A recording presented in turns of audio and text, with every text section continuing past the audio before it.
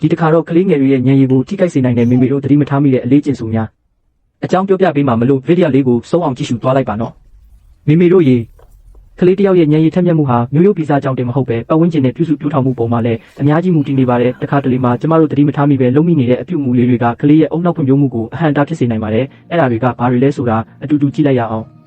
ပထမဆုံးအချက်ကတော့ဖုန်းနဲ့ပြီးအလွန်ကြုံပြခြင်းပါပဲအထူးသဖြင့်အသက်နှစ်အောက်ကလေးတွေကို screen တွေအကြာကြီးကြည့်ခိုင်းတာဟာသူတို့ရဲ့အာရုံစူးစိုက်နိုင်စွမ်းကိုလျော့နှဲစေပြီးစကားပြောနောက်ကျတာမျိုးဖြစ်စေနိုင်ပါတယ်ဖုန်းအစားရုပ်ပုံစာအုပ်လေးတွေနဲ့အစားထိုးပေးကြည့်ပါ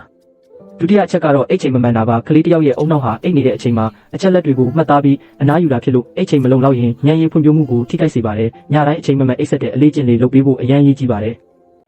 တတိယအချက်ကတော့ခဏခဏစူပူချိန်မောင်းတာပါကလေးကိုအော်ဟင်းငောင်ငန်းတာဟာသူတို့ရဲ့စိတ်ထဲမှာကြောက်ရွံ့မှုနဲ့ဖိအားတွေကိုဖြစ်စေပြီးအုံနောက်ရဲ့တင်ယူနိုင်စွမ်းကိုကျဆင်းစေပါတယ်အပြစ်တင်မဲ့အစားဘာကြောင့်မှလဲဆိုတာကိုနွေးနွေးထွေးထွေးရှင်းပြပေးတဲ့နည်းလမ်းကိုသုံးစွဲကြည့်ပါ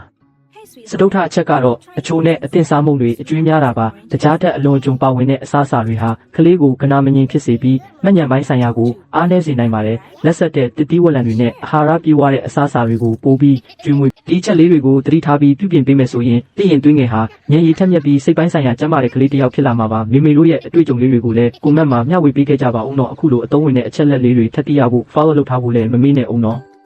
ရေးသားဖန်တီးသူရဲရင်အောင် baby care